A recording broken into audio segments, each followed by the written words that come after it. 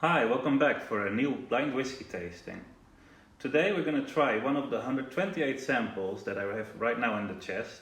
I've added two more and I've decided to use my watch with Siri to help me to choose the blind whiskey sample that we will try today.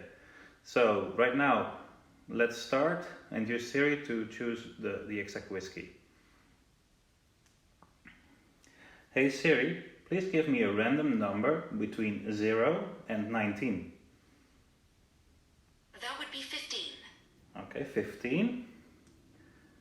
Hey Siri, please give me a random number between 0 and 9. The answer is 5. Okay, 15 and 5.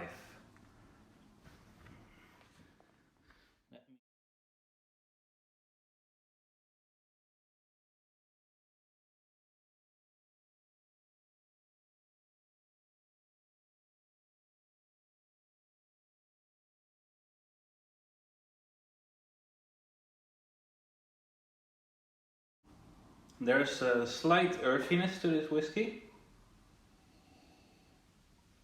Further I get some honey, some vanilla. There is some forest fruit, some blueberry. Perhaps a slight hint of peat, though it's not a very peated whiskey.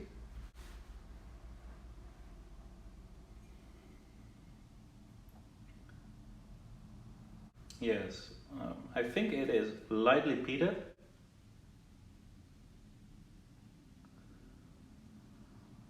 With some lighter fruit, a touch of citrus, perhaps some jam.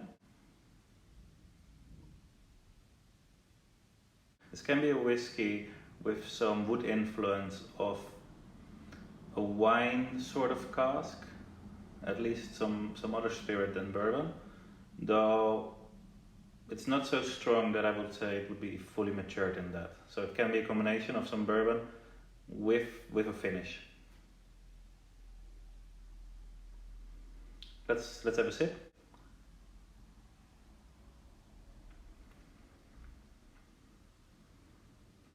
Wow. This is a nice whiskey. There must be some peat. There is quite some alcohol. I don't think this is 40%. This might be cask strength. There is an earthiness. There's some smoke, some saltiness. Let's have a little sip more. So there is some citrus fruits again, some sawdust. There is this earthiness, there is this peatiness. This is a peated whiskey. I would say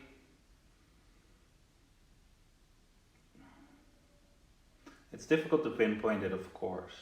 I get some Springbank notes on this whiskey, though it might be a little bit higher in ABV than regular Springbank, perhaps a long row. Though I don't think this is as peaty as an Octomore, for example. Now I don't want to pinpoint it in one direction, but it's a nice and interesting whiskey, that's for sure. I'm gonna close the chest. I'm sorry. I keep on forgetting to do that. Let's have a sip of water, and I'm also gonna add a drop of water to the whiskey because I think it's higher in ABV.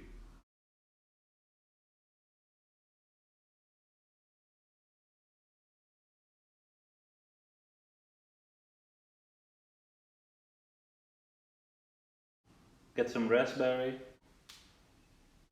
lemon. So there is this peatiness to it, this earthiness. Also a touch of smoke, like I mentioned before. Let's have another sip.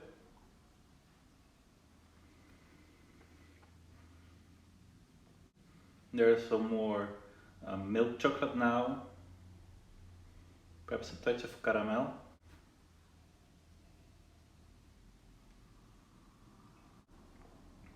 Pepper, some licorice,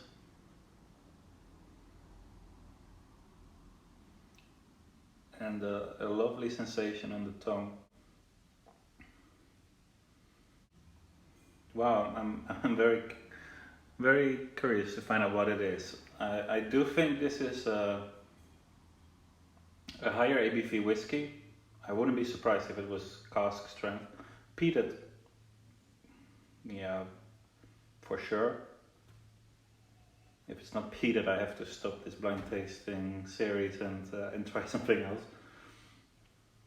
There is loads of wood influence and peat influence mixed together, and it gives some sweeter notes from the raspberries. There is some smoke, some citrus fruits, some saltiness, the earthiness.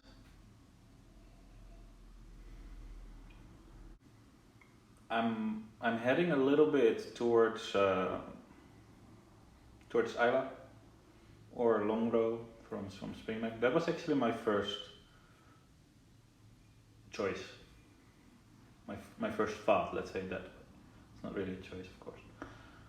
So you get the feeling, I hope, of a nice peated whiskey, higher in ABV. It could be Longrow Red, can be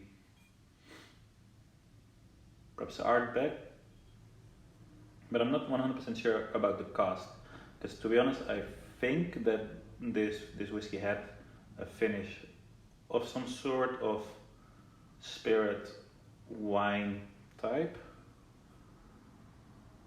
I don't think it's sherry. I think more like red wine.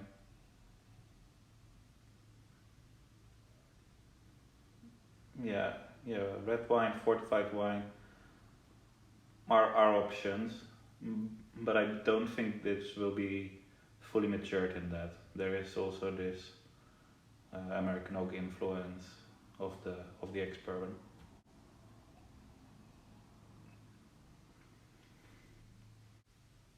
Some cinnamon, I mentioned I think already before, the pepper, the licorice, all mixed together. It is a really nice whiskey. Ben Romack has also some of these notes. So my picks would be Longrow, Isla, perhaps Ben Romack, but I think it's peatier than that. It could perhaps even be an Octomore, though that wouldn't be my first choice. But not on the nose. The nose was peated, but not so punchy. But on the mouth, yeah, the peat really showed. Let's take a look what it is. P921. All right, it is an Octomore. The Octomore 11.2, 58.6% ABV. And the 0.2 series, if I remember correctly, is matured in some French oak. I'm thinking now, but I'm not 100% sure. Let me take a quick look, right?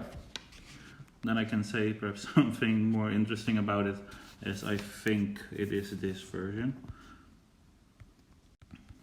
Octomore 11.2 used to be always for travel retail.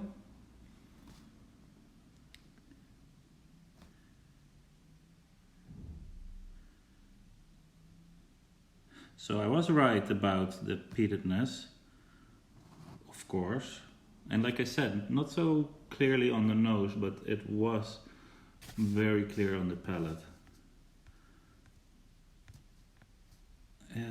Let me see. So it's a combination of ex-American oak cask and ex-Saint Julien cask. So that's French wine, French, I think red wine, from the Bordeaux area, if I remember correctly. So yeah, I'm happy. I'm happy that I got that it was heavily peated. I mentioned Octomore, I'll be honest with you, was not my first choice, because at the beginning, especially because of the nose, I thought it was less peated, but on the palate you could really clearly tell it was a very high peated whiskey. The ABV was, well, I just mentioned it, 58 point something, and a combination of the woods that I mentioned before, the American oak ex-bourbon, and also a nice part, I think 25% of French red wine casks. So that's what gives the I think the raspberry that I mentioned before, the little bit sweeter cask. Also, I think it's French oak that these casks use, so that might give some more of the pepper and the spiciness that you get from the earth and the earthiness. A really, really good whiskey. Octomore, it's not a cheap whiskey, absolutely not. It's a very interesting brand from Bruichladdich. Very high peated, very tasteful, and quite pricey, I'll be honest. I think this is around, let's see what it says.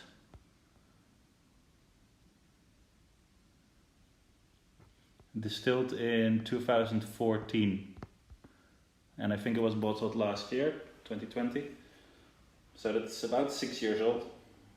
Young whiskey, but absolutely, that's absolutely not a bad thing in these highly peated whiskies. I really enjoy high peated whiskies when they're younger. Of course, they also are interesting when they're older, but for high peated whiskies, age is absolutely not a negative thing when it's very young. It's a very good whiskey. I really enjoyed it. I hope you enjoyed this review. I hope that you will be in the opportunity to taste this as well. Let me know what you think of it, if you have tasted it before. If you like high peated whiskies, and like I said in the beginning, for me on the nose there was peat, but absolutely not strong, off-putting. I would never say peat it is, but like that punch in your nose of peat, that's absolutely not what you're gonna get with this whiskey. It is there, but it's not as much as when you taste it on the palate. It's one of the highest possible peated whiskies that you can try. I really enjoyed it. Let's see what next week will bring us. And thanks for your time, and enjoy your whiskies.